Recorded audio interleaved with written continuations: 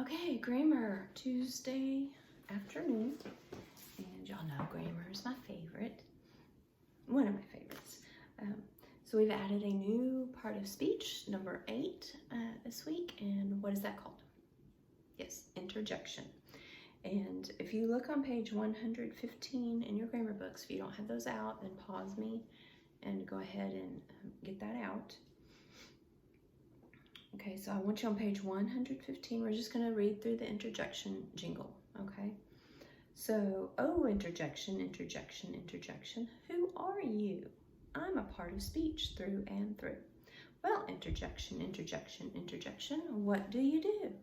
I show strong or mild emotion. Need a review? Oh, interjection, interjection. I still don't have a clue. I show strong emotion like, wow, great, or yahoo. I show mild emotion like, oh, yes, fine, or toodle-doo. I don't think I've ever heard toodle-doo before. Well, interjection, interjection, you really know how to groove. That's because I'm a part of speech through and through.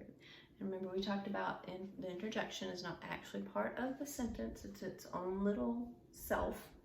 And so you don't underline it as part of the complete subject or complete predicate.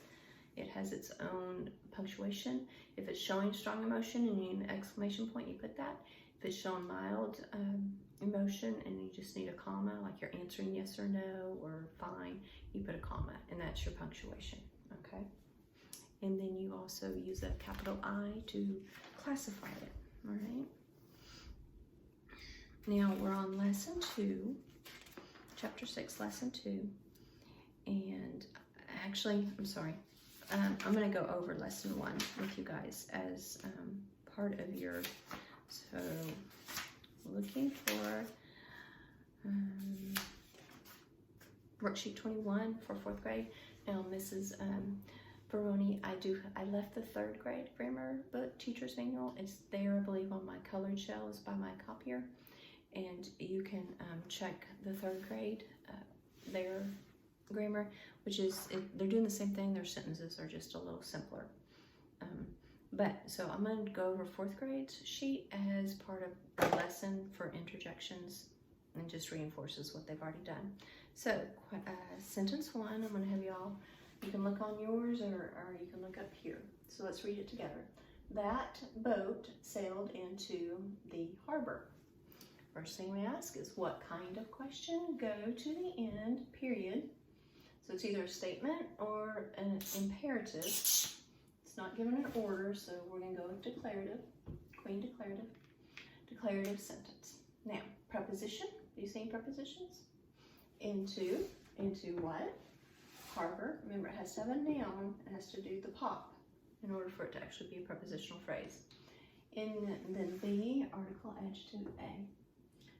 Take the prepositional phrase out of the rest of the sentence, and we are left with, that boat sailed. What sailed? Boat. Subject, noun. That's who or what the sentence is about. What is being said about boat? Boat sailed. Verb. Which boat? That boat. So what is that answer? Which one? Which one? That answers adjective, doesn't it? So our questions for adjectives, what kind, which one, how many? I think there's another one. So let's go back to the verb, find your verb, and you're going to divide the complete subject from the complete predicate, underline the complete subject once, that boat, and the complete predicate twice, sailed into the harbor.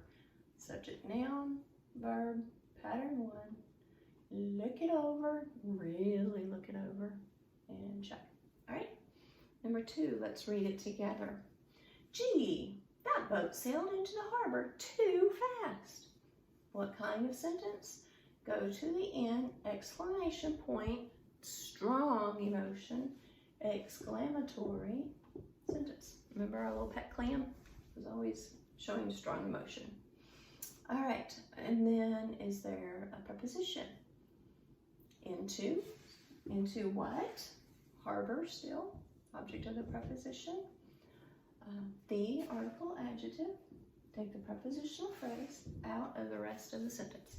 And you are left with, gee, that boat sailed too fast. What sailed? Boat, subject noun. What is being said about boat? Boat sailed, verb. Sailed how? Fast. So what answers how, when, where? Adverb. How fast? Too fast. And so that's answering how, when, where. How fast? Adverb. Remember, an adverb can modify another adverb. All right, and then which boat? That boat. And that is answering the adjective question. And then let's do G. What is that? Interjection, capital I. Go back to the verb. Divide the complete subject from the complete predicate. Underline the complete subject once. That boat. We do not include the interjection. And underline the complete predicate twice. Sailed into the harbor too fast. Subject, noun, verb, predicate, or pattern 1. Let's look it over and check. Okay. Y'all with me?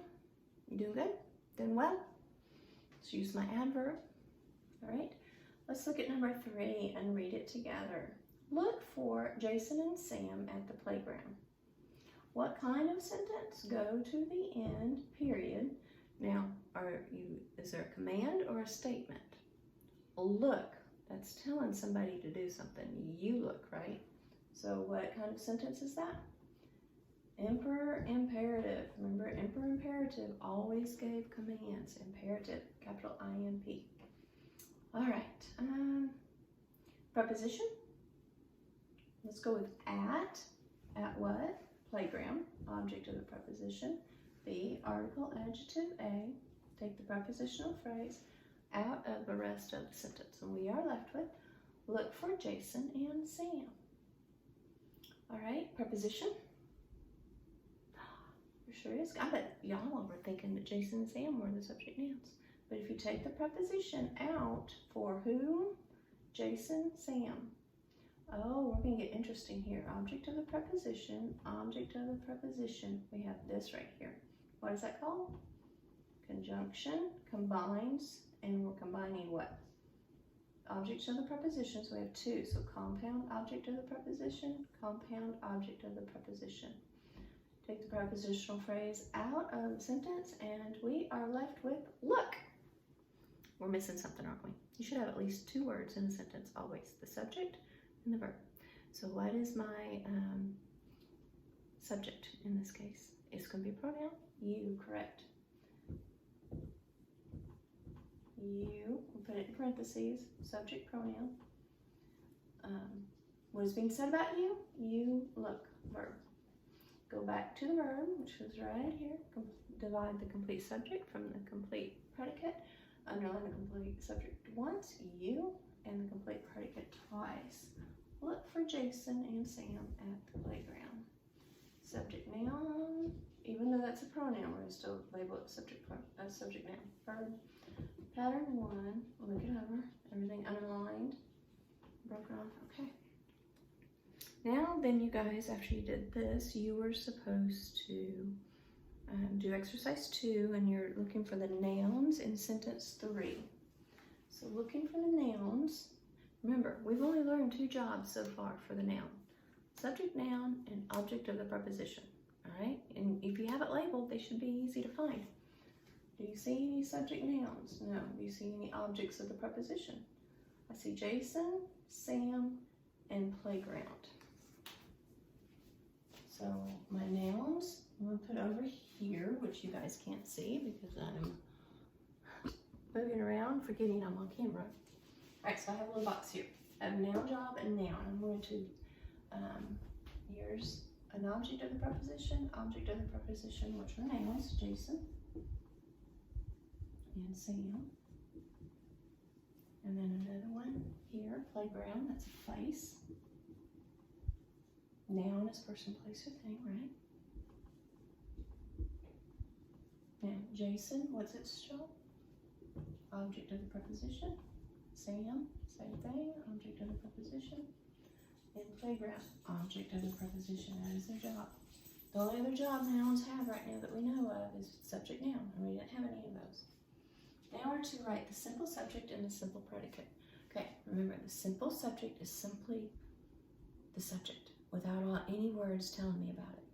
Simple predicate is simply the verb without anything else, okay? So we're supposed to do that for sentence 2 and 3. So looking at sentence 2, what is my simple subject? Should be boat. My subject noun is boat. And then what is my simple predicate? It's just the verb, sailed, boat, sailed. All right, sentence 3, what is my simple subject? You, and I'm going to keep that in parentheses. You. And my simple predicate. I'm just looking for the verb. Look. Okay. You look. All right, hopefully y'all had a chance to do the 8 parts of speech. There is a new jingle to help you memorize that. That's on page 123. And it's the 8 parts of speech jingle. And I'm going to say it, and you can read along with me because you don't want Miss Harrison to sing it. All right, want to know how to write? Use the 8 parts of speech. They're dynamite. Nouns, verbs, pronouns, and look, they boldface the noun, the N, the V, and the P. It's going to help you memorize those as NVP. Noun, verb, pronoun. They rule. They're called the NVPs instead of MVP. They're NVPs, and they're really cool. The double A's are on the move. Adjective and adverbs help you to groove. Next come the PICs, and then we're done. They're preposition, interjection, and conjunction, all together now. The 8 parts of speech abbreviations, please. NVP, AA, and IC. So you can use that to help you memorize it, and you can have your own system, whatever works for you, okay?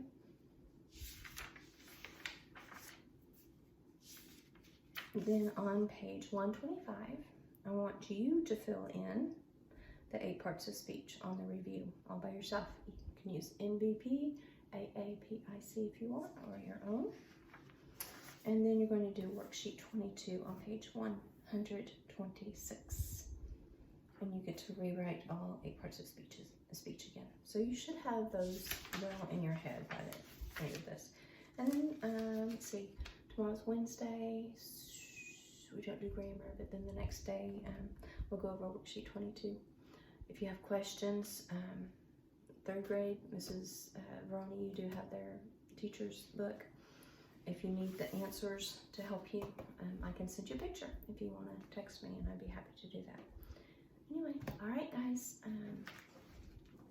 I think that's it for grammar. Now, always, I'll forget things on this video, and I need your help and to remember some things that I may have forgotten that you can tell Mrs. Veroni respectfully, right?